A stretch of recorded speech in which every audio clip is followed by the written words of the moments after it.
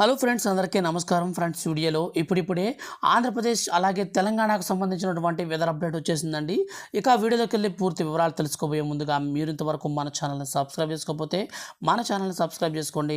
ఇక లైక్ చేసి సపోర్ట్ చేయండి. ఇక లేట్ చేయకుండా టాపిక్ని స్టార్ట్ చేద్దాం. వాతావరణ శాఖ ఏపీకి మరోసారి ఆరెంజ్ అలర్ట్ జారీ చేసింది. నైరుతి బంగాళాఖాతంలో ఉపరితల ఆవర్తనం ఏర్పడి ఈ యొక్క ఉపరితల ఆవర్తన ప్రభావం బలపడి తమిళనాడుతో పాటుగా దాని పరిసర ప్రాంతాలపై తూర్పు గాలులు వేచేసి వాటి ద్వారా రాష్ట్ర వ్యాప్తంగా ఉన్నటువంటి దక్షిణ కోస్తా అలాగే రాయలసీమ ప్రాంతాలలో పలు చోట్ల రానున్నటువంటి మరో 3 గంటల్లో భారీ నుంచి అతి భారీ వర్షాలు, కొన్ని చోట్ల వాతావరణం పొడిగా ఉండే అవకాశం అయితే ఉంటుందని వాతావరణ శాఖ తెలిపింది. ముఖ్యంగా అన్నమయ్య, నెల్లూరు, చిత్తూరు, తిరుపతి, ప్రకాశం, గుంటూరు, బాపట్ల, శ్రీ సత్యసాయి, కడప జిల్లాలలో తేలికపాటి నుంచి మోస్తరు వర్షాలు ఏపీలో కురుస్తాయని వాతావరణ శాఖ ఐఎండీ తెలిపింది.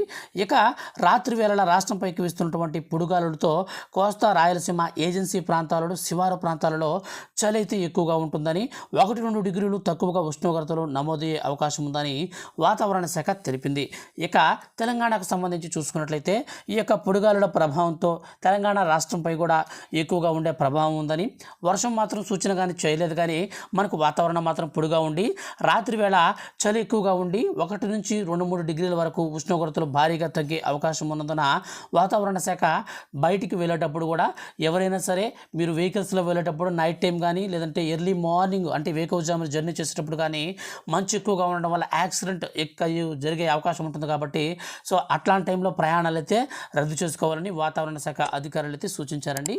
సో ఫ్రెండ్స్, ఇదండి ఇప్పటికి వాటికి వచ్చినటువంటి లేటెస్ట్ వెదర్ రిపోర్ట్.